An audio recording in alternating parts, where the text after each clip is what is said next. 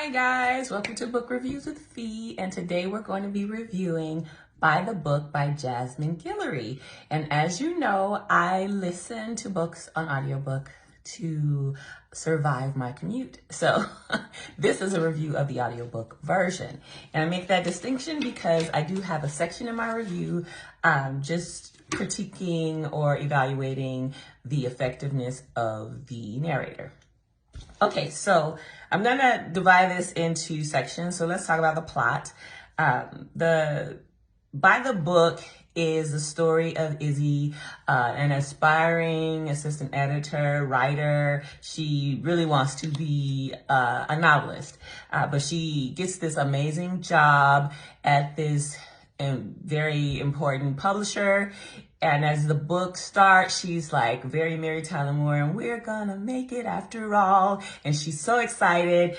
And 2 years later, she's miserable, she's overworked, she's underappreciated. She doesn't see a path to promotion or any of those things. And on top of that, they have on their roster a former child star, heartthrob, Bo Towers, that's really his name, and he owes them a memoir, and he has been avoiding or not responding to Izzy's emails for the past year.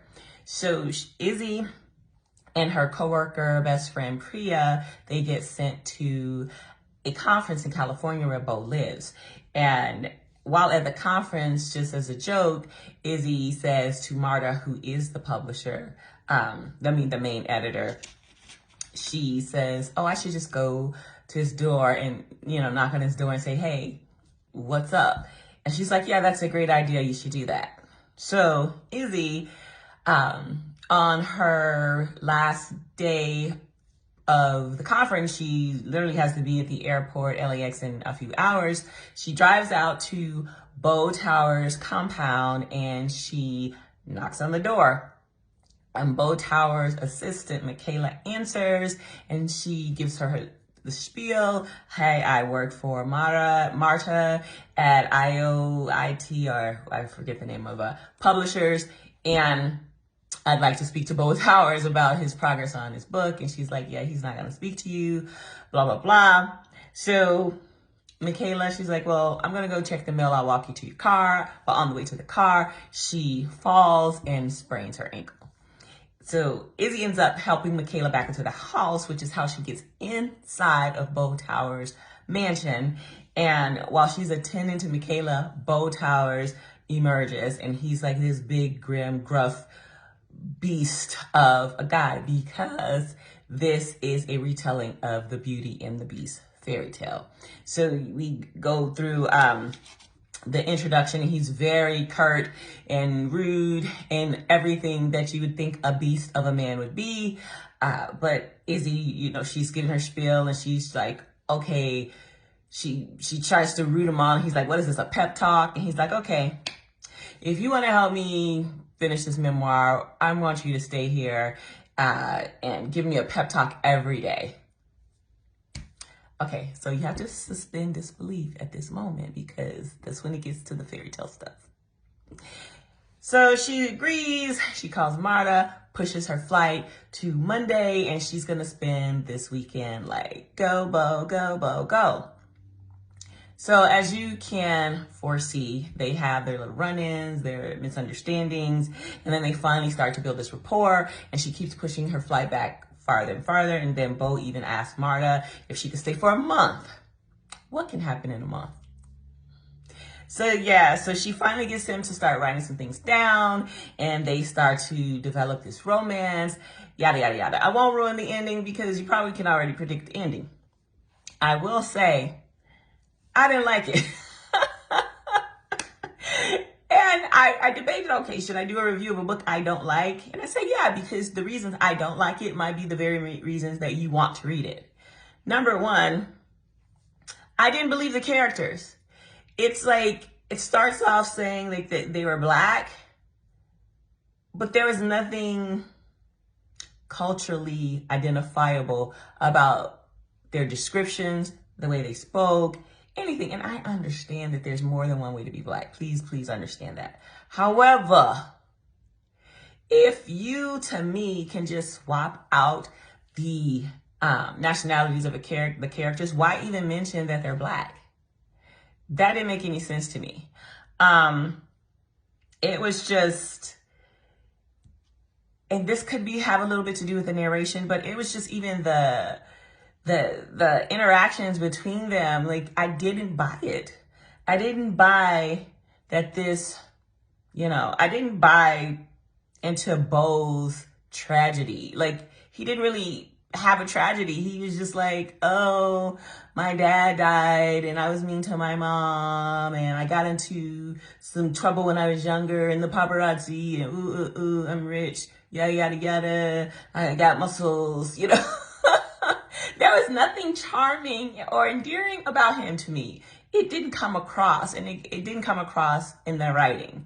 And then Izzy seemed more interested in her snacks than the romance. I'm just like, girl, like, okay, you're totally into him. You're trying to win him over, although, you're denying it to yourself. But the writing shows more excitement about the snack closet she found versus like developing this relationship, or even once they start to like each other, the romance part. I'm just like, you were more passionate about the Takis you found. Like, and listen, I love me a good snack, okay? I love me a good snack. But yeah, no. And finally, let's talk about the narration. Like, the narrator, I always have a problem with one narrator voicing both the male and female characters, because they tend to do one of two things. They go really stereotypical with like a guy with the woman. She's going to be like, oh my gosh. Like, he's going to get this really his version of a high pitched voice. Or the woman's going to be like, hey, I am a man now. So, it's really, but this narrator did neither. It was just like she was speaking, like, she's reading the book like, I am Beau Towers. Ooh, don't you find me sexy? I am Izzy. Oh, don't you find me charming and endearing? No, because I can't tell you apart. And the way she like tries to be enticing with that woman voice, I'm like, girl, no, it's not working. It's not working. And it could be, I maybe spoiled for when I read Malachi by Gray Huffington, and there were two narrators. There's a woman narrator reading from the woman's perspective, and then there was a man reading from Malachi's perspective. So you got that real, I don't know, it was like real narration, this real active engagement, because, you have these two. Now, even within that, when you're going from the perspectives in the book Malachi, when Malachi reads the woman's voice, when it's from his perspective, it's still different from his voice, and so much different that you get it, even though it's a guy reading the girl. You know what I'm saying? This was just like, what?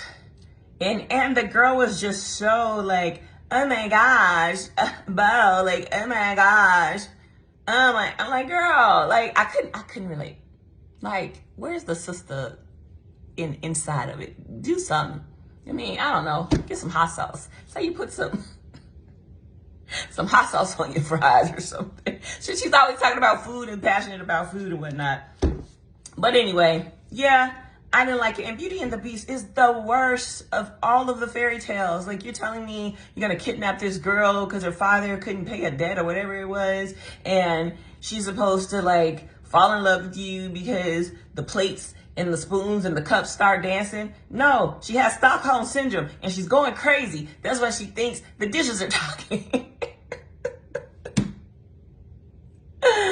But, I mean, I don't know. Has anyone read this and thought, like, it was great or something? Am I tripping? I don't know.